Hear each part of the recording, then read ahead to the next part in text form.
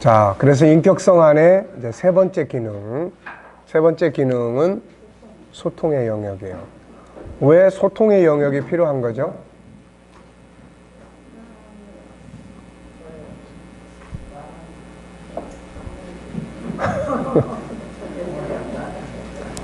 왜 소통의 영역이 필요하죠?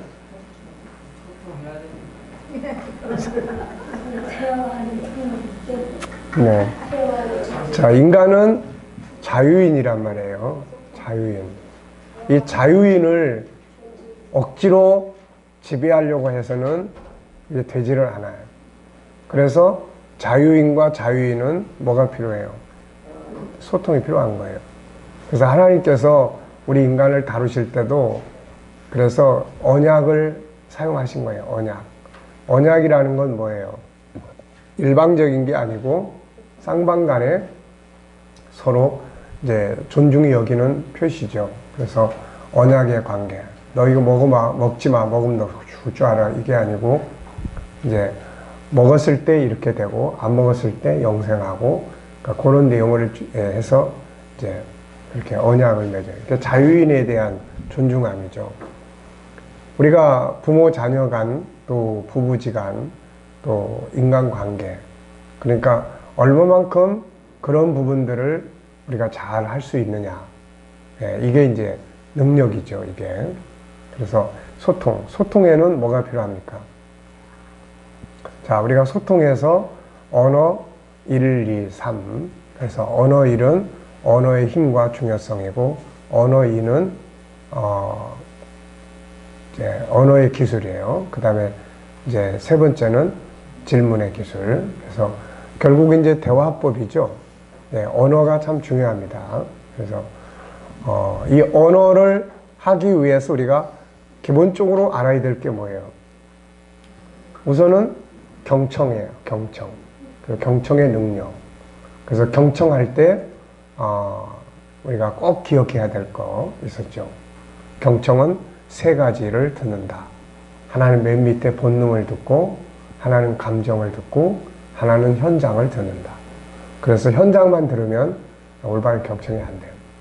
그리고 경청에 하기 위해서 10가지 주의사항에 대한 우리 이야기했었죠. 주표, 거실일, 충주, 상과, 중.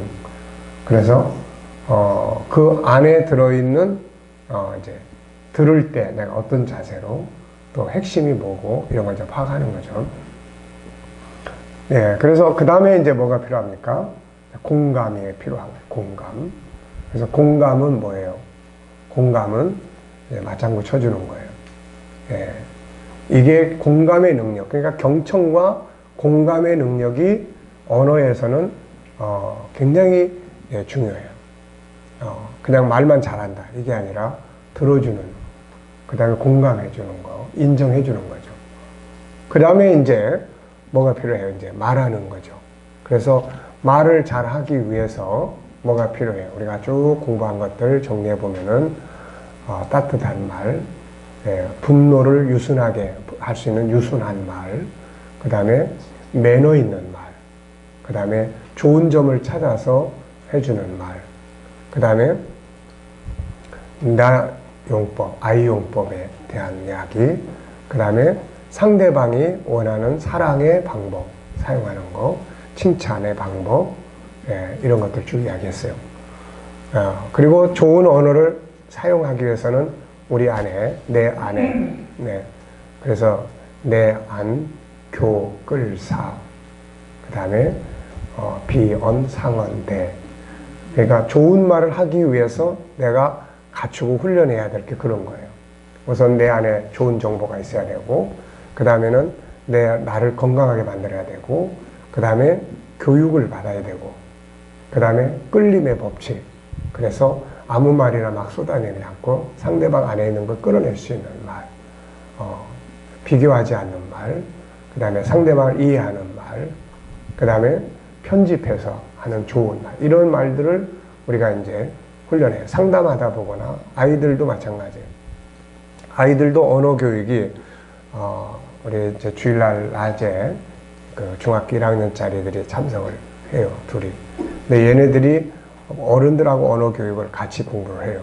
근데 언어가 아이들의 학교 생활이나 이런 부분에 상당히 영향을 많이 미쳐요. 그러니까 그런 언어 교육들을 이제 아이들에게도 특히 더 많이 해야 되죠, 이게. 그래서 부모들이 언어 사용. 그래서 지금 우리 교회에서 제일 인기 있는 프로그램이 바로 언어 교실인 것 같아요. 그래서 우리 이제 부목사님이 언어 교실을 다루는데 나도 이제 한 팀을 하고 계속해서 이제 다른 부분들에게 언어 교실 본인이 이제 하면서 그걸 가르치게 배우라고 하는 걸 보니까 언어 교실이 중요성을 이제 많이 느끼는 것 같아요. 그러니까 이제 본인도 아버지니까 자녀들에 대한 어떤 언어를 해야 될 것인지, 어떤 언어들을 사용하는 게 좋은지, 그러니까 언어 교실이 아주 반드시 필요합니다. 자, 그래서 이제 그런 언어에 대한 부분. 그 다음에 이제 대화를 하다 보면은 싫은 소리를 하게 돼요. 훈계. 그래서 훈계 듣는 사람은 듣는 훈련을 해야 돼. 잘 들을 수 있는. 그리고 훈계를 하는 사람은 훈계를 잘 할 수 있는. 그래서 훈계를 잘 들을 수 있는 방법 이야기했었죠. 뭡니까? 거기에 보면 내장, 영상순, 무토, 선실성. 이게 뭐냐면은 나 자신을 건강하게 일단은 관리를 하고, 그 다음에 내 장점을 늘 키워나가고, 사람이 자기 안에 있는 게 많으면 잔소리 들어도 그게 무시당한다고 느끼지를 않아요. 근데 내면이 비면, 전에 이야기했잖아요. 초등학교밖에 안 나왔다고 날 무시하는 거예요. 이런 자기의 내면이 비어 있으면은 그 사람은 그렇게까지 이야기한 게 아닌데 그렇게 이제 받아들이는 거예요. 그래서 우선 자기 자신이 그렇게 건강하게 하는 거, 장점 찾는 거, 그 다음에 영웅 되려고 하지 말고, 그냥 인간관계로서, 그 다음에 상대방을 이해하고, 순발력, 눈앞에서 벌어지는 상황에 대한 순발력, 그 다음에 때로는 무시하고, 상대방의 말을 이제 귀담아 듣지 않고, 그 순간에 훈계를 들을 때 딴 생각을 좀 한다든지, 이런 게 전부 다 자기 강화 훈련이에요, 이게. 그 다음에 이제 안에 들어있는 거, 토해내는 거, 마음 상해 있는 거, 이런 것들을 밖으로 끌어내는, 그걸 위해서 이제 부르짖는 기도도 필요하고, 또 여러 가지 이제 다양한 그런 방법들을 이제 사용할 수가 있는 거죠. 그러니까 이런 부분들을 이제 강화시키는 겁니다. 또 훈계하는 사람들도 역시 항상 이렇게 기억해야 돼요. 그래서 우리가 훈계의 10몇 가지 방법 이야기했어요. 그래서 원문, 오당진, 이런 거예요. 먼저 충분히 듣고, 그 다음에 문제만 지적해야지 주변 상황까지 다 끌어오지 말고, 오늘의 일만 이야기하지 과거, 미래까지 막 끌어오지 말고, 진실성을 담아서 이야기한다는. 그리고 원문, 교태사, 훈부지, 잘. 그래서 그런 이제 부분들에 대한 내용들을 우리가 조금만 참고를 하면은 좀 잘할 수 있어요. 잔소리를 해도 아무 잔소리나 쓸데없는 잔소리, 상처만 주는 잔소리가 아니라 올바른 훈계는 사람을 살리는 거기 때문에 필요한 거죠. 그리고 훈계 받는 사람도 그것을 내가 사용할 줄 아는 성숙한 이런 게 되면은 됩니다. 그래서 대화법 속에서는 크게 경청, 그 다음에 공감, 그 다음에 말하는 능력. 말을 잘하기 위해서는 내가 건강해야 되고, 어떤 말들이 좋은 말들이다. 거의 다 이야기했고, 그 다음에 이제 대화를 하다 보면은 꼭 이제 사용되는 것이 질문이에요. 근데 질문법을 공부를 안 하면은 질문을 할 때 꼭 추궁하는 질문, 따지는 질문, 상처 주는 질문, 싸우자고 하는 질문, 결국 이런 거예요. 그래서 이제 그런 이제 부분들을 우리가 이제 잘 이제 기억을 해두면 좋죠. 그래서 질문 방법 우리가 20가지. 그래서 뭐였습니까? 처음에 외울 때 10시에 확차부터 시작을 하는 거예요. 열린 질문, 그 다음에 또 10시에 확차, 시간 질문, 확인 질문, 그 다음에 자기를 돌아보게 하는 질문. 내가 이렇게 분노하는 것이 정말 합당한 거야? 이렇게 이제 자기를 돌아보게 하는 질문. 또 다른 방법으로 내가 감정을 표현하는 방법은 뭐가 있을까? 이런 것들이에요, 이게. 그리고 그 밖에 또 라는 질문. 뭐 이런 것들이 이제 또 좋은 질문과 나쁜 질문, 뭐 과거를 향한, 뭐 이제 자기 재능을 개발하기 위한 질문, 5가지 성품을 발전시키기 위한 질문, 그 다음에 또 뭐 치료를 위한 질문, 변화를 위한 질문, 뭐 굉장히 많죠. 그 음양의 질문, 또 재능 개발의 질문, 그 다음에 선택의 질문. 그러니까 우리들이 이제 질문들을 하면서도 머릿속으로는 생각을 좀 하면서 질문을 하면 훨씬 더 좋은 질문을 할 수 있어요. 그래서 이런 것들이 이제 대화법에서는 아주 필요하다. 그리고 나중에는 경청, 그 다음에 공감, 그 다음에 뭐예요? 말하는 능력, 그 다음에 조율이에요. 조화. 그래서 이제 조화를 위한 방법 15가지 이야기가 그 책에서 쭉 나옵니다. 이제 상용모체의 약자, 뭐 상필존성치, 그리고 살자, 기체행. 예. 그러니까 이런 것들을 통해서 상대방이 와의 내가 대화를 나누면서 그 중에서 하나를 가지고 이렇게 그 상용모체의 약자는 뭐예요? 상대방의 필요한 부분, 상대방을 이해하는 입장에서 그 다음에 용납하는, 그래 알았어, 수용하면 되는 거예요. 수용. 그 다음에 내가 먼저 모범적으로 갈 수 있는 방향을 이야기를 해요. 그래 내가 그럼 한번 해볼게. 그러니까 이런 것들이 이제 이게 결국은 대화에서 이제 조화를 만들어내는 거예요. 이게. 그러니까 결국 대화법은 그런 겁니다. 자, 하나는 경청하는 거고, 그 다음에 하나는 공감하는 거고, 그 다음에 하나는 이제 말을 좀 잘해. 따뜻한 말, 매너 있는 말, 그 다음에 좋은 말, 아이용법, 칭찬의 말, 뭐, 이제 부드러운 말, 이런 것들이에요. 이런 거. 그 다음에는 이제 뭐 해야 돼요, 이제? 그 다음에 이제 조화예요. 그래서 경청, 공감, 말, 조화. 여기에 이제 훈계를 해야 될 상황이 되면 훈계 방법. 그 훈계 듣는 사람은 듣는 방법. 또 말을 따뜻하게 하기 위해서 내 마음이 따뜻해져야 돼요. 그래서 그런 부분들을 이제 우리가 쭉 이제 다루면 됩니다. 그러니까 이런 것들이 다 이제 상담을 하면은 이제 자원이 되죠. 또 학습 방법에서도 그게 전부 다 들어있으니까요, 다.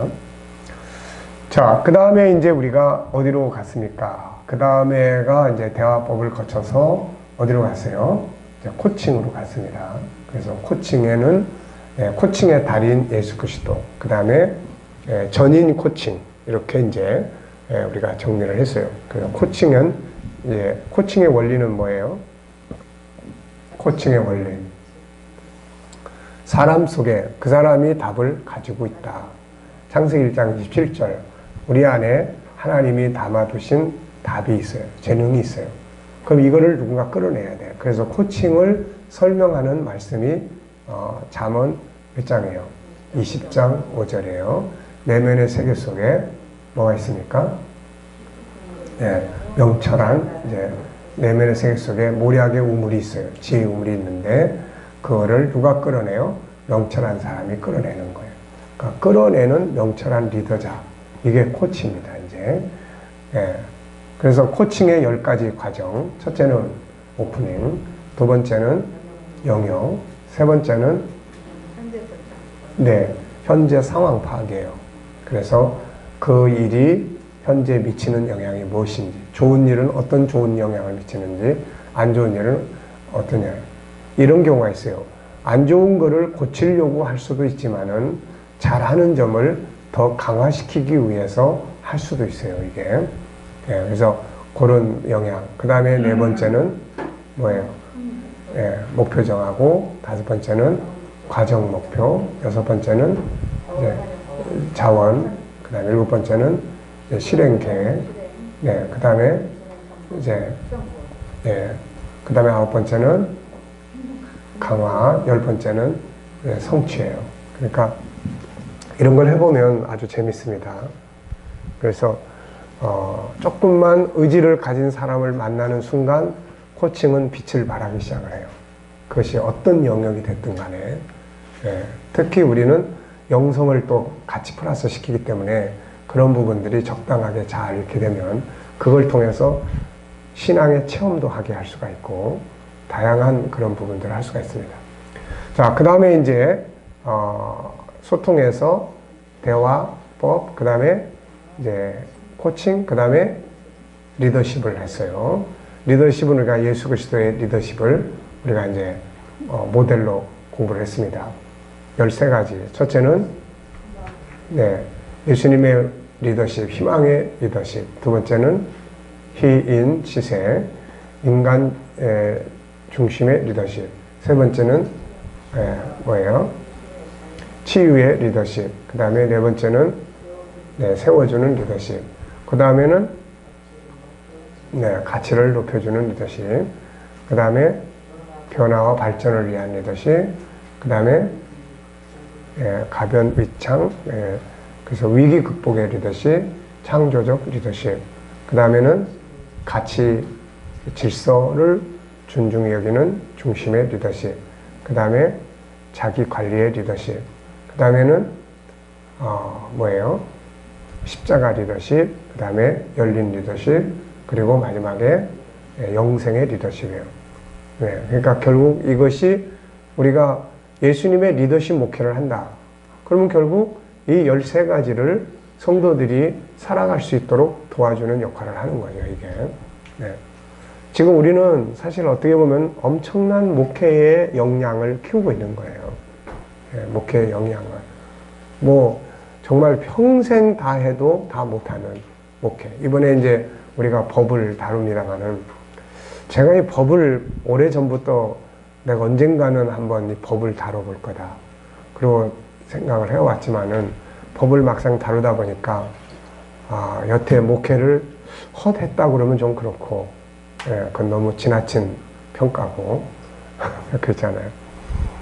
부실한 목회를 했다. 이렇게 평가를 안 할 수가 없어요. 이게. 결국 목회라는 거는 사람을 구원시킨 다음에 그들에게 하나님의 법을 체계적으로 잘 가르쳐서 하나님의 법을 지키게 하고 그 법이 지켜질 때 하나님이 말씀하신 대로 삶이 복을 받고 좋은 능력이 되고 하는데 우리가 지금 G7 공부도 다 법이잖아요. 근데 이게 법이라는 기본 뼈대가 없다 보니까 그냥 다 부분적인 게 되는 거예요, 이게. 그래서 참 이게 이번에 제가 하나님의 계명 법을 정리를 하면서 참 목회라고 하는 건 결국 그 법을 못 지켰을 때 십자가가 필요한 거 아닙니까? 근데 법과 상관없이 우리가 구원의 복음만 자꾸 이야기하다 보니까 구원의 복음에 대한 가치도 약하고 또 그것을 제대로 활용하려고 하는 것도 약하고 그리고 십자가의 은혜를 가지고 살아도 법이 없으면 사람이 변할 수가 없어요. 이 법이 없으면 변할 수가 없습니다. 법은 기준이에요. 그래서 부모가 이 법을 바르게 알고 자녀들에게 그 법을 유전시켜주고 이런 운동이 이제 일어나야 돼요, 이게. 그래서 어쨌든 이번에 여러분들도 좀 일찍 법을 알았으면 더 좋았을 텐데 지금이라도 법을 이렇게 공부할 수 있다는 것이 감사한 일이고 지금 이제 굿 실버 라이프를 프로그램을 만들고 있는데 이걸 하면서 보니까 사실 우리 굿 실버 세대가 이게 사실은 제일 중요한 시대예요, 이게. 실버 시대가. 왜냐하면은 우리가 앞에 사람들은 보통 은퇴하고 그 다음에 사회에서 은퇴하고 그 다음에 실버 세대, 노인 세대가 되면은 다 끝났다고 생각하는데 이게 참 복음 안에서 이 실버 세대를 정리를 해보면은 이 세대가 너무 중요한 세대예요, 이게. 왜냐하면 한 번밖에 주어지지 않은 이 세상의 인생을 마감해야 되고 새로운 세계, 하나님의 나라의 새로운 세계 앞에 서야 되기 때문에 그거를 이제 마무리해야 되는, 그러니까 이 세대가 너무 중요한 거예요. 그리고 인생의 경험과 이런 지식과 생각이 가장 풍성한 시대고 시간적인 여유도 많고 물론 육신적인 연약함은 있지만은 그러나 그런 다양한 것들을 가지고 과거 지나간 삶을 잘 마무리하고 오늘의 현실을 잘 살아가게 하고 마지막에 하나님의 나라의 영원한 영생. 그래서 이거를 이제 총 7기로 이렇게 인생의 여정을 정리를 했는데, 그래서 이 6기가 바로 실버 6기. 그래서 7기는 영생으로 가는 거고. 그러니까 이 현실 세계와 영생의 마무리를 중간에 연결을 하는 시대가 이 실버 시대인데, 이 시대를 우리는 다 허무하게, 무의미하게, 생각 없이 그냥 살아간단 말이에요, 이게. 그러니까 사실 그런 면에서 보면은 우리가 지금 G7이라고 하는 것은 참 중요한 거고, 그 속에서 이제 계명에 대해서 우리가 이거는 어쨌든 어렸을 때부터 이 계명의 공부가 돼야 돼요. 어렸을 때부터 계명, 법을 가르치고 교육하고. 그러니까 지금 우리가 언어 교육도 다 법이에요. 알고 보면은 언어의 법입니다. 하나님이 우리에게 주신 언어의 법이에요. 그 언어의 법이 다 파괴되니까 문제가 되는 거예요, 이게. 그래서 그런 부분들을 우리가 바르게 이해하는 게 중요하다. 그래서 리더십에 대한. 자, 그 다음에 이제 네 번째 영역은 뭐였습니까? 멘토링이에요. 멘토링. 그 멘토링에 대한 내용. 멘토의 자격에 대해서 우리가 이야기를 했죠. 예, 멘토의 자격에 대해서 우리가 제일 근래에 공부했던 거니까 기억나시죠? 사내, 성다고, 맨모, 재치, 올부영. 예. 기억 안 납니까? 기억나시죠? 그래서 사내, 성다고 뭐예요? 사람을 잘 알아야 된다. 내면이 강화되어야 된다. 건강해야 된다. 그 다음에 성숙한 인격을 가져야 된다. 그 다음에 다양한 경험이 필요하다. 그 다음에 성다공, 계속 공부하는 사람이다. 그 다음에 멘모 재치, 멘토링 교육을 받은 사람. 그 다음에 모범적인 삶을 사는 사람. 그 다음에 재능을 개발해 줄 줄 아는 사람. 그 다음에 치유할 줄 아는 사람. 그 다음에 올바른 비전과 목표를 가진 사람. 그 다음에 부모의 마음을 가진 사람. 그 다음에 영성을 가진 사람. 요게 좋은 멘토예요. 이런 멘토가 옆에 있는 사람은 정말 자기 인생을 잘 만들어 갈 수가 있죠. 제가 지난 주간에 3040 엄마들하고 이야기를 좀 나누면서 내가 이제 한 달에 한 번은 그 엄마들 교육을 하는데, 생각의 기능을 다루면서 안타까운 이야기를 좀 많이 했어요. 지금 아이들이 학교 생활 어떻게 하고 있냐, 몇 학년이냐, 2학년. 초등학교에서는 이제 뭐 아이들 성적 평가나 이런 거 안 한다고 그러더라고요. 그래요. 그럼 아이들을 편하게 해주는 건 참 좋은데, 그러면 이게 이제 그대로 초등학교 때 성적 평가나 이런 걸 안 하면은 그게 뭐냐면은 좀 아이들에게 이제 편안함을 주고자 하는 거고, 자기가 좋아하는 거, 잘하는 걸 찾으라고 하는 이야기예요. 그러면 중학교 교육이 그렇게 가야 된다고요. 그렇게 되면은 초등학교 때 놀게 하고 해도 상관이 없어요. 근데 중학교 딱 올라가면은 점수가 이제 그 아이의 인생에 이제 평가를 해버려요. 시험 봐가지고 뭐 10등 미만, 5등 미만은 선생님도 관리하기 힘들고 뭐 누구도 관리를 못해요. 그러면 그 상태에서 계속 얘들은 그 등급을 유지해요. 그 등급에서 상향으로 올라가려면 어떤 특별한 변화가 와야 돼. 얘들의 인식의 변화라든지 뭔가 이게 와야 되는데, 올라갈수록 놀 거 많고 친구들 많고 그러니까 더 힘들어지는 거예요, 이게. 그러면 이제 고등학교 가서 그대로 가. 그 상태에서 어떻게 대학을 가서 왜 가는지도 모르고 자기가 갈 전공에 따라가는 게 아니라 들어갈 합격할 자리를 찾아서 가. 그러면 이게 지금 어영부영 하는 인생을 여기서부터 가는 거예요, 지금 이제. 그럼 이런 사람들이 사회에 나와. 그럼 과연 교육의 기본 원칙인 사회생활을 잘 할 수 있고, 사회에 더 나아가서 영향력을 줄 수 있고, 더 나아가서는 사회의 리더십을 가질 수 있는 사람으로 발전할 수 있느냐는 거예요. 안 되는 거예요. 그거 다 심각해지죠. 그래서 이제 제일 중요한 문제가 이 부모들이 이런 인식을 가져줘야 되는 거예요, 이게. 그래서 지금 그렇다면은 제일 중요한 기본 틀이 초등학교 때라고. 기본 실력이 안 잡히는데 중학교 올라가서 갑자기 됩니까, 이거? 안 되는 거예요. 그러니까 초등학교 때는 놀게 해줘야 돼. 다 좋은 말이에요. 근데 중학교, 고등학교에 가서 그게 계속 이어지도록 놀면서 자기 재능 찾고 좋은 점 찾고 그러면 중학교 가서 그대로 가야 돼. 근데 중학교 딱 가는 순간부터 시험 봐가지고 성적 평가해. 그때부터 이 애는 관심을 가질 수 있는 사람이냐 안 되냐가 거기서 평가되어 버리는 거예요. 이런 모순 덩어리가 지금 우리는 이제 있는 겁니다. 이거. 그러니까 그때도 내가 지금 중요한 거는 아이들이 그러면 그렇게 초등학교 시절을 보낸다. 그러면 중학교 갔을 때 적어도 초등학교 때 아이들이 자기 정체성과 스스로 왜 이걸 해야 되는지, 왜 내가 이걸 필요로 하는지, 이 공부를 해야 될 건지 말아야 될 건지를 아이들이 스스로 질문할 수 있는 이 능력을 초등학교 때 길러주지 않고 그냥 올려보내면 적당한 아이가 돼서 이대로 끝나버린다, 이거. 뻔한 거 아니냐, 이거. 그래서 지금 부모들이 이런 심각성을 가지고 이 공부를 해야 된다. 아이들에게 마음교실, 아이들에게도 그런 마음교실, 그 다음에 학습 멘토링, 이거 전부 다 해야 된다. 이걸 통해서 생각하는 기능을 길러줘야 된다, 이거. 그리고 지들이 뭘 할 건지, 그래서 그런 부분들을 길러주지 않으면 안 된다.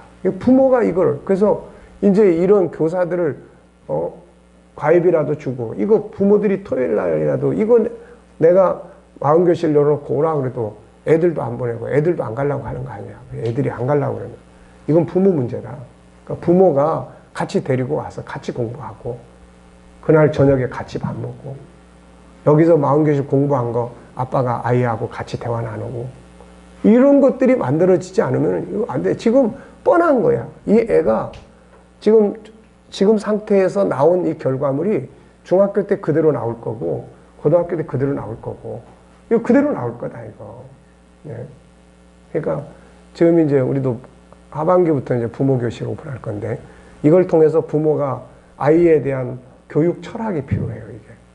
그걸 하기 위해서는 이 아이들에 대한 이 정체성이 뭔지를 정확하게 알아야 되고, 지금 그 상태를 부모들의 심각성을 잘 몰라요. 나중에 지금 이렇게 하지만 중학교 올라가면 어떻게 잘 되지 않을까요? 누가 뭘 어떻게 잘하게 해줄 수 있어요, 이거. 더 눈요깃감 많고, 친구들 많고, 더 지금 가지고 노는 장난감보다 이성교제라는 더 달콤한 이런 것들이 그냥 앞에 산적해 있는데, 이거. 그러니까 그런 심각한 시대를 살아가면서도 어떤 대안도 없고 지금 그러고 있어요. 그러니까 이런 걸 일깨워가지고 우리가 교육을 해야 됩니다. 그리고 우리 교회들이 그런 교육에 정말 전문성을 가져야 돼요. 애들이 뻔한 거 아니에요. 우리 교회에서 큰 애들이 이렇게 커서 중학교, 고등학교 가서 뻔하게, 대학교에 또 뻔하게 가서 그 다음에 나와가지고 직장도 제대로 못 찾고 그냥 인생을 힘들어하고, 사회에 교육의 기본 목표는 아까 이야기했잖아요. 교육이란 사회생활을 하기 위해서 필요한 지식, 기술, 인성, 여기에 영성을 기르는 거예요. 근데 그동안 초등학교, 중학교, 고등학교, 대학교인데 이게 안 길러진 거예요. 이게 안 길러져가지고 현실에 나와가지고서는 필요로 하는 사람이 안 되는 거예요. 네? 세상은 그냥 자기 기업을 발전시킬 사람을 필요로 하고 있고, 세상은 그냥 자기들이 하고 있는 일을 누가 와서 좀 어떤 획기적인 아이디어를 가지고 좀 이렇게 해줄 사람들을 기대하고 있는데, 다 그냥 보편적으로 다 그냥 똑같이 그러고 나와가지고는 안 되는 거예요. 그러니까 이런 시대적인 문제를 우리가 읽어야 됩니다. 읽어야 돼. 이거 보통 문제가 아니에요. 네. 근데 아이들이 이렇게 몇몇 아이들을 이렇게 지금 해보니까 하는 애들은 생각이 바뀐단 말이에요. 애들은 단순해요. 하여튼 개인 상담을 통해서.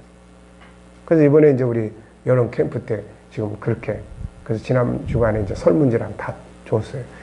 캠프에 참석할 애들은 이제 설문지를 미리 다 작성해가지고 오게 해라. 그래서 캠프 때 이 아이들, 나는 하여튼 3일 동안 계속 상담만 할 테니까 상담을 해서 아이들이 무엇을 개선하고 지들의 내면에 어떤 문제를 해결을 하고 내려가면은 어떤 방향에서 뭘 절제를 하고 어떻게 가야 될 건지 이런 것들을 정리를 해가지고 기도를 하고, 정리를 해가지고 내려오면은 그걸 계속 이제 지도해 나갈 수 있는 이런 이제 리더십들이 준비돼야 돼요. 그렇게 하기 위한 교육 프로그램들이 이제 나와줘야 되는 거고.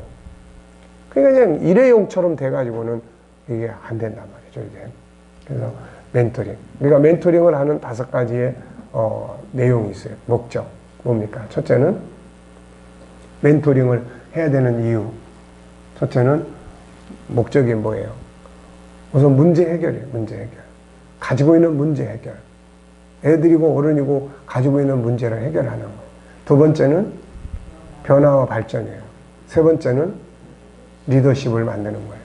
리더자로서의 인격, 리더자로서의 언어, 리더자로서의 성품, 리더자로서의 어떤 그런 능력. 그 다음에 네 번째는 공익적이고, 5번째는 전인 멘토링을 해야 됩니다. 전인 멘토링이라는 건 5가지 성품 멘토링이에요. 유일성, 인격성, 그 다음에 거룩성, 사랑성, 영원성. 그러니까 우리 지도자들이 이 5가지 성품은 전문가가 돼야 돼요. 이 5가지 성품에 대해서는 아주 확실하게, 그래야 이게 지도자, 우리 목회자들은 엄밀한 면에서 보면 다 멘토들이에요. 다 멘토들. 우리가 목회를 하고 있는 거는 또 멘토링을 하고 있는 거예요, 지금. 그러니까 나를 통해서 멘토링을 받고 있어요, 우리 성도들이. 우리 성도들이 어떤 사람으로 어떻게 커가고 도대체 뭘 어떻게 해나갈 거냐. 근데 그동안의 목회를 이렇게 쭉 체크를 해보면은 안타깝게도 한 부분은, 영성은 하나님과의 관계는 강화시키는데 애를 써왔지만은 그 안에 들어있는 온전한 하나님의 사랑, 바울이 디모데후서 3장에서 16절, 17절을 이야기한 그 하나님의 사람으로서의 이거를 키우는 데는 이게 제대로 역할을 못한 거예요. 그거를 이제 인지하려고 그래요, 인지. 그래서 우리는 이제 내년도에는 구역을, 전부 그런 방식으로. 그래서 지금 우리가 7월 달에 당회 워크숍을 하는데, 그거를 지금 집중적으로 토론을 할 생각이에요. 그래서 교육 프로그램이 굉장히 많잖아요. 그러니까 그냥 구역별로 하다 보니까 그런 인격의 변화나 이런 게 잘 안 되는 거예요. 그래서 선택해서 우리는 이번에 언어 교실을 공부한다. 우리는 이번에 아픈 마음 치료를 한다. 그럼 우리는 그런 사람들이 모이는 거예요. 우리는 이번에 천국 공부한다. 우리는 이번에 제자훈련 기초반 공부한다. 그래서 정체성 제자훈련 G7이 내가 공부하고 싶은 과목을 선택을 한 사람들이 그 해에 이제 구역 멤버가 되는 거죠, 이제. 그래서 그런 방식으로 지금 이제 구상을 해보고 있어요. 이게 제대로 잘 되면 이게 굉장히 다른 사람들을 거기에 참여시킬 수도 있는 언어교실, 부모교실 그룹이 이제 모임을 가져. 그러면 부모교실 모임을 가지면은 다른 부모들 여기 한번 와봐 할 수가 있다고요, 이제. 일반적인 성경 공부보다는 그런 부분들은 훨씬 더 사람을 초청하기가 수월해진다고요, 이제. 그래서 그런 부분들을 이제 강화시켜 볼 생각을 지금 하고 있습니다. 그래서 다만 이제 그동안의 일반 구역은 해처가 안 되잖아요. 항상. 이게 항상 장단점이에요. 이게 우리끼리 영원히 모이자. 그래가지고 교회에서 이걸 흩어서 하려고 그러면 그냥 왜 흩으냐고 그러고. 그러니까 그게 끈끈한 면은 있어요. 근데 그러다 보니까 자꾸 이게 흩어져야 뭐가 되잖아요, 이게. 그리고 자꾸 새로운 형태로 흩어져야지 되는데 그게 지금까지는 잘 안 된 거예요, 이게. 컨텐츠가 흩어진 컨텐츠가 아니다 보니까. 근데 이제는 흩어지는 컨텐츠가 이제 충분히 다 되고 있으니까 그걸 이제 일단 당회에서는 좋다고는 하는데 내가 염려하는 부분, 그나마 끈끈했던 거를 흩었을 때 과연 그게 더 어떤 반응을 나올 거냐. 근데 안 흩고 그대로 가면은 또 계속 변화가 없어. 이제 이대로 계속 가고 나는 가다가 은퇴하는 거고 그런 거예요, 이제. 그럼 뭔가 새로운 변화를 한번 확 줘보려면은 이제 컨텐츠가 있으니까 이 컨텐츠에 맞도록 한번 시스템을 확 바꿔놓아 보면은, 네. 어차피 요즘에는 구역 모임을 해도 다들 너무 바빠가지고 보면 뭐 주일날 그냥 교회에서 잠깐 모이는 구역도 있고 뭐 그러더라고요. 그러니까 뭐 이 공부하랴, 구역 공부하랴, 뭐 하랴 막 바쁘기만 해. 그래서 지금 어쨌든 간에 그러면은 변화를 만들어내는, 사람은 그래요. 일단은 어떤 정보가 내 안에 들어오는가에 따라서 적어도 그 정보가 계속 지속적으로 들어오는 시간만큼은 그대로 행동을 하려고 해요. 이게 나중에 얼마만큼 습관이 되면은 그게 이제 그렇게 가는 건데, 그러니까 계속 새로운 정보가 들어올 수 있도록, 그러면서 이제 우리가 확실하게 지금 하려고 하는 거는 복음은 확실하게 증거가 돼야 된다. 그리고 영성운동, 이거는 그래서 금요 기도회를 지금 확실한 영성운동으로 우리가 만들어 가고 있습니다. 그러니까 그러면서 이제 이런 그 프로그램들이 이제 잘 운영이 되면, 어쨌든 공부하는 사람들은 다 좋다고 그러니까, 그러니까 이거를, 문제는 이제 다들 바쁘니까, 원래 내가 저쪽 교회로 이사를 갈 때 다 예배 모이고 예배 끝나고 그 다음에 흩어져서 다 같이 공부하는, 각 반별로 이걸 구상을 했어요. 근데 그게 안 되는 거예요. 시간상의 문제, 1부, 2부로 나누다 보니까 또 그런 문제 막. 그런데 이제 이거를 이번에 이제 그런 구역의 변화를 통해서 한번 시도를 해보려고 해요. 자, 그래서 그런 이제 멘토. 자, 우리가 거기까지 했습니다. 그래서 인격성의 교육이 다 끝났어요.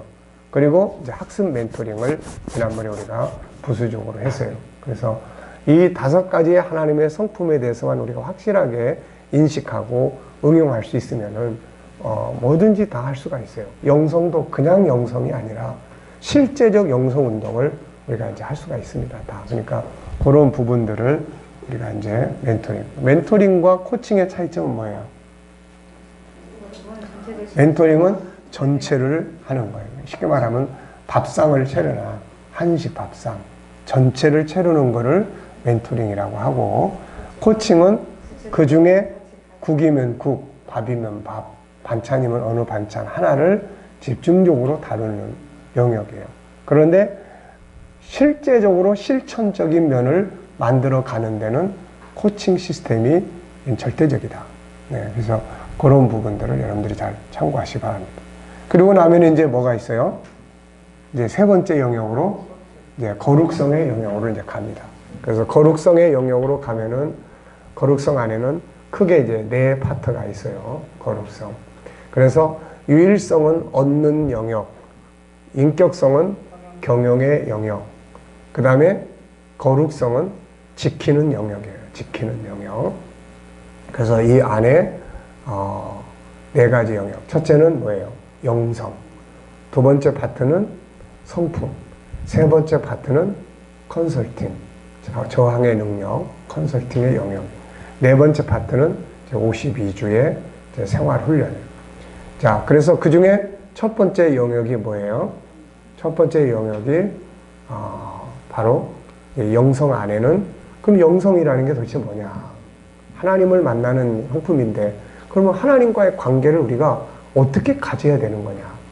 도대체 하나님의 관계를 어떻게 정리를 해서 어떻게 가져야 올바른 하나님과의 영적 관계가 되느냐? 그러다 보니까 첫 번째가 뭐를 해야 돼요? 하나님을 섬긴다는 게 뭐예요? 결국 그분의 법을 지키는 거예요. 법을. 그래서 법을 알아야 하나님을 섬긴다는 말을 이해하고 행할 수가 있는 거예요. 지금 우리가 하나님을 섬긴다고 그러는데 하나님의 법하고는 어긋나. 그럼 이게 하나님 섬기는 게 아니에요. 바울이 하나님 섬긴다고 그러면서 믿는 사람들 다 잡아다 죽이고, 이게 하나님 섬기는 게 아니잖아요. 그래서 법을, 그래서 율법이 전부 613가지인데 우리가 지금 이거를 104가지로 이제 법의 주제를 쭉 정리를 했어요. 그래서 이제 그런 법을 우리가 정리를 하고, 그 다음에 두 번째는 법을 다루다 보니까 이제 뭐 합니까? 이제 법을 다루다 보니까 뭐가 필요해요? 이제 십자가, 은혜가 필요해요. 이거. 우리가 법을 다 못 지키니까. 우리 부패한 창세기 3장은 하나님의 법을 파괴시키는 거고, 창세기 1장 27절은 하나님의 법을 지키고자 하는 욕구고, 이게 바울이 로마서 7장에서 선을 행하고자 하는 욕구는 내 안에 있으나 죄가 나를 사망의 골짜기로 끌고 가는 거예요. 그러니까 창세기 3장은 법을 어기게 만드는 거고, 창세기 3장은 1장은 법을 지키려고 하는 거예요. 그러니까 우리가 법을 지킨다고 해봐야 우리가 창세기 1장 21절에 하나님의 성품을 키워나가야 법을 지킬 수가 있어요, 이게. 그런데 그게 완전하지를 못해요. 항상 창세기 3장이 우리를 붙들고 있으니까. 이건 예수님 오실 때까지예요. 그래서 뭐가 필요해요? 창세기 3장을 해결하는 법이 이제 하나가 있는 거예요. 그 창세기 3장을 해결하는 법이 뭐예요? 그게 바로 십자가 법이에요. 그거는 뭐 하나님의 성품이 커가지고 해결되는 법이 아니고, 그거는 죄와 싸우기 위한 어느 정도의 싸움이지, 결국 창세기 3장의 본질적인 죄의 문제를 해결하는 법은 그 십자가의 법밖에 없는 거예요. 그래서 십자가, 죄와 십자가를 다루게 되고, 그 다음에 죄 사함받고 구원받은 사람들이 이제 그 다음에 뭐예요? 신앙은 한 번 하나님 딱 만나고 십자가 만나고 끝나는 게 아니라 늘 하나님 안에 사는 거예요. 하나님 안에. 그래서 학습 멘토링 하면서도 야, 영성의 중요한 핵심은 하나님과 소통하는 건데 언제 소통하냐? 그랬더니 하나님은 밥 먹을 때요. 밥 먹을 때 어떻게 해? 밥 먹을 때 기도하잖아요. 어떤 애는 막 어려운 문제를 만났을 때 기도해요. 그러니까 아이들이 기도하라고 하지만은 아이들 자신이 소통의 방법을 모르는 거예요. 이게 소통의 방법. 이게 소통의 방법을 알아야 되는데 소통의 방법을 몰라. 어떻게 소통을 하고 언제 어떻게 해야 되는지 이런 걸 이제 구체화시켜요. 그래서 이제 성령과 소통에 대한 이제 이런 내용을 하고, 그 다음에 이제 네 번째는 이제 사명이에요. 사명. 소금과 빛이 되라. 소금과 너희는 소금과 빛이다. 필요한 존재. 세상에 필요한 일꾼이 되는 거예요. 이게 바로 그리스도인들의 사명이에요. 세상에 필요한, 소금은 필요한. 그래서 필요한 능력. 그게 뭔지. 왜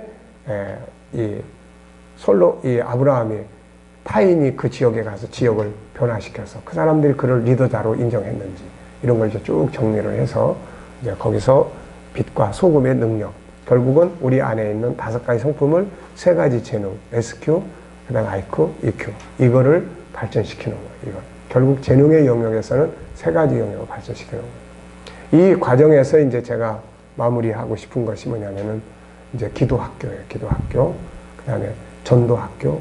성경의 기본을 공부할 수 있는 성경 입문학교. 이 3가지를 거기서 이제 정리를 하려고 합니다.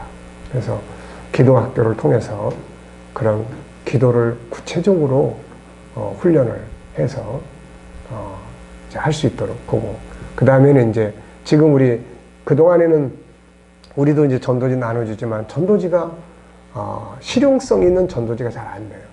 그동안에 우리 나온 전도지들. 그래서 지금 이제 우리는 G7 전도지를 이제 만들 생각이에요. 그래서 G7 전도지를 만들어서 우리 모든 성도들이 G7 전도지를 집에다 두든지 가게에 두든지 어디다 두든지 해서 이야기를 나눠보니까 애들 교육 문제야. 그러면 거기에 맞는 학습 멘토링에 관한 전도지를 줘요. 그거 한번 읽어보시고 우리 교회에서 이런 프로그램 하니까 한번 찾아와 보시라든 이런 걸. 이야기를 쭉 나누다 보니까 마음의 상처가 너무 많아. 이 사람한테는 뭐가 필요해요? 아픈 마음, 치유교실에 대한 안내지가 필요한 거예요. 또 대화 나누다 보니까 천국에 대해서 긴가민가해요. 그러면 천국에 대한 전도지. 정말 오리지널. 요즘 제가 이제 6월 달은 나라를 자기 정체성에 대한 걸 이야기하는데, 그래서 이제 지난 주간에는 이제 바울이 그래서 첫 주간에는 뭐예요? 이제 성도와 나라에 대한 이야기. 두 번째 주간에는 이제 바울이 보고 온 천국. 그래서 우리는 천국인. 셋째 하늘에 대한 이야기. 그리고 이제 지난 주간에는 이제 계시록 21장 새하늘과 새 땅에 대한 설교를 했어요. 그리고 이제 이번 주간에는 그 나라가 분명하고 그 다음에 이제 성령으로 이 나라가 우리의 삶 속에서 어떻게 이제 실현되고 있는지 이런 것들을 이제 다루고 7월 달에 가서는 천국인의 이제 삶에 대한 이야기를 쭉 이제 다룰 생각이에요. 그러니까 그런 내가 왜 이야기를 했나 모르겠네.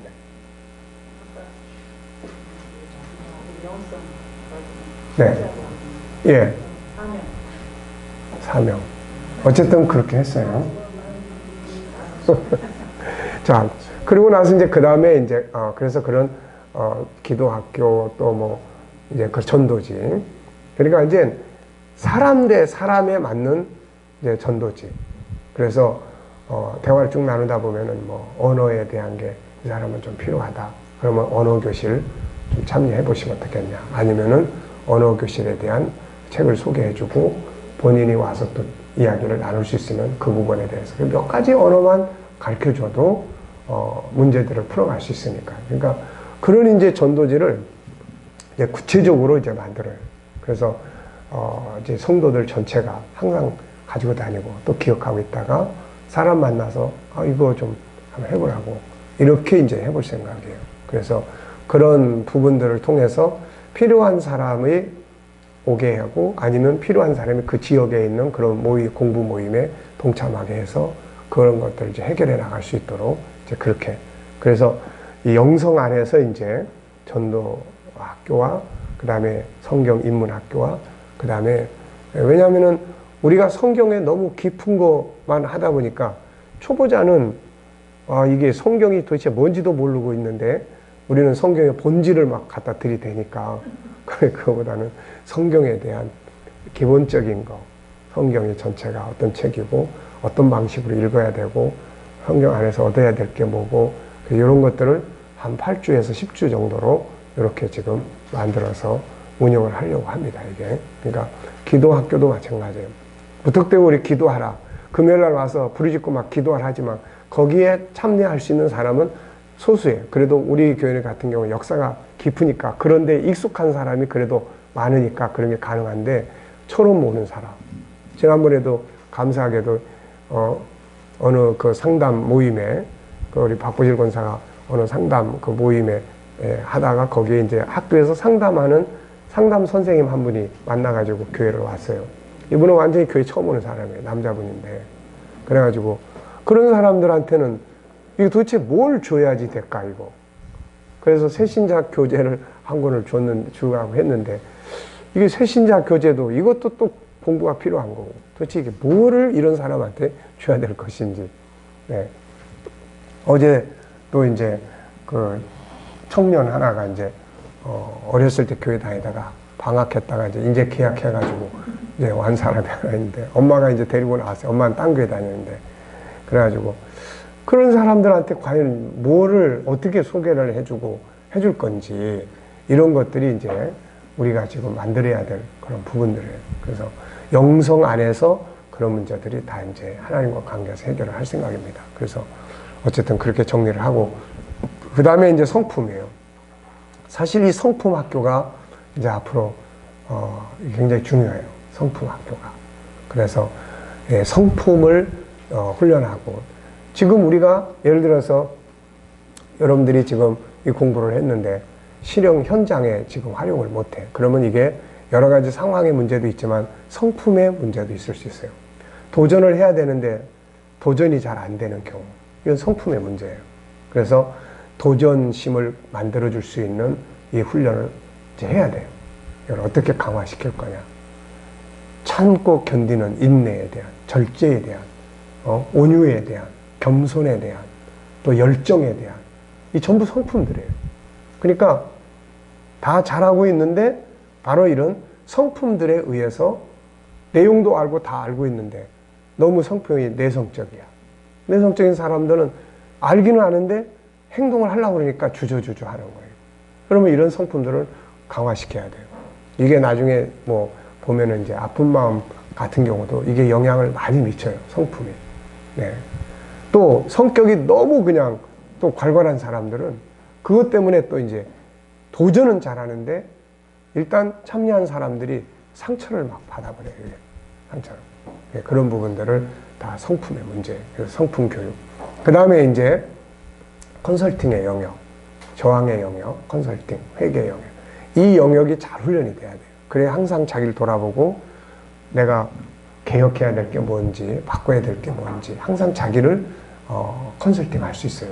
그 능력을 키워줘야 됩니다. 아이들도 그 능력이 커져야 돼. 그래야 내가 이대로 가도 되는 거야? 아니면 내가 뭐 바꿀 게 좀 뭐가 있지? 내가 고쳐야 될 부분이 뭐지?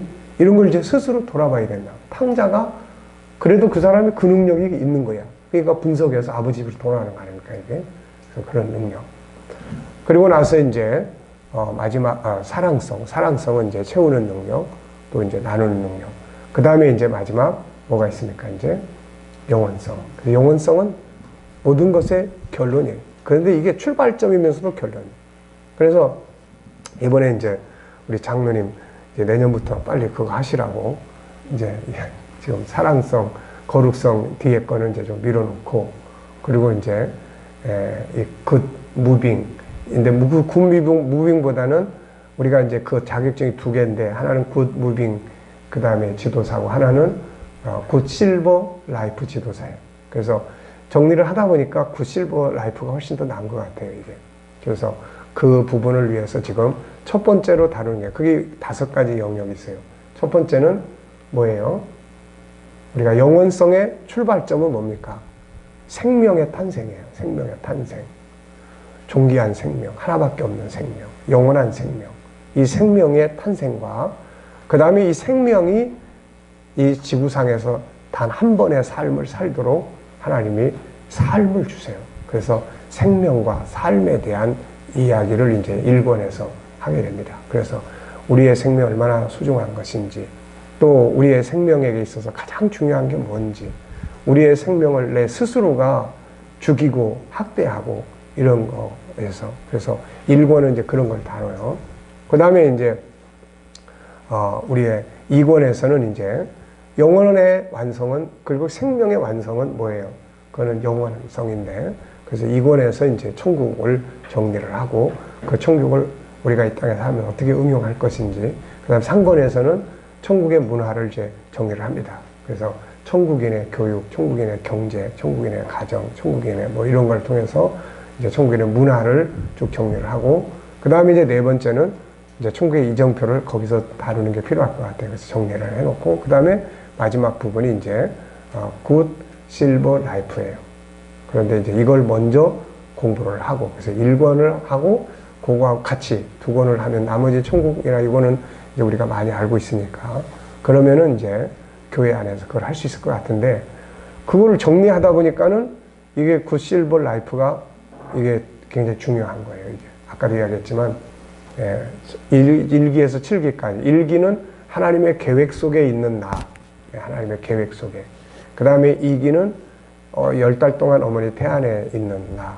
그 다음에 3기는 태어나서 학교에 들어가기 전까지 영유아기의 나. 그 다음에 4기는 초등학교부터 대학교까지의 교육과 성장의 시기.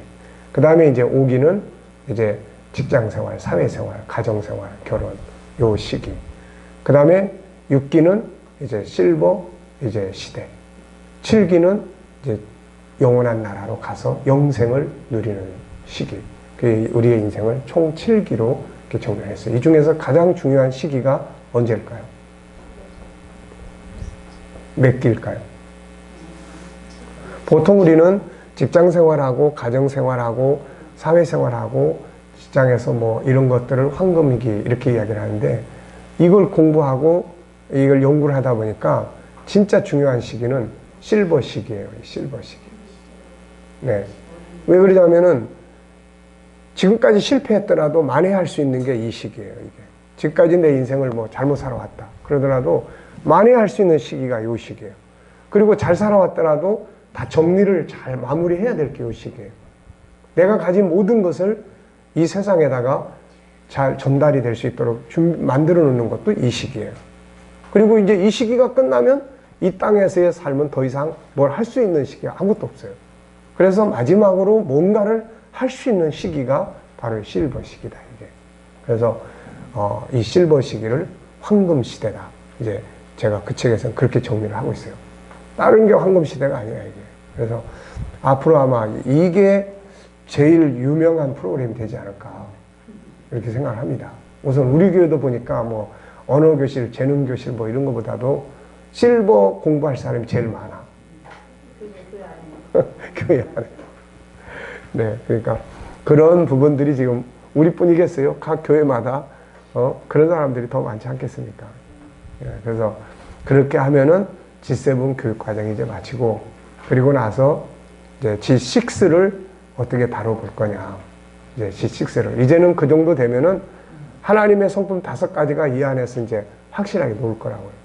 그랬을 때 G7과 교육, G7과 뭐 경제, G7과 직장, G7과 뭐 이런 것들을 이제 마무리를 그런 식으로 이제 해볼 생각입니다. 그렇게 해서 책을 저 번호를 다 매겨보니까 한 40번쯤 됩니다. 40번. 네, 40권이 돼. 그러니까 그런 정도가 되면은 우리가 전문성을 갖고 할 수 있는 이런 게 될 것 같아요. 네. 자, 오전 공부는 여기까지 이제 복습을 다 마치겠습니다. 네, 수고들 많이 하셨습니다.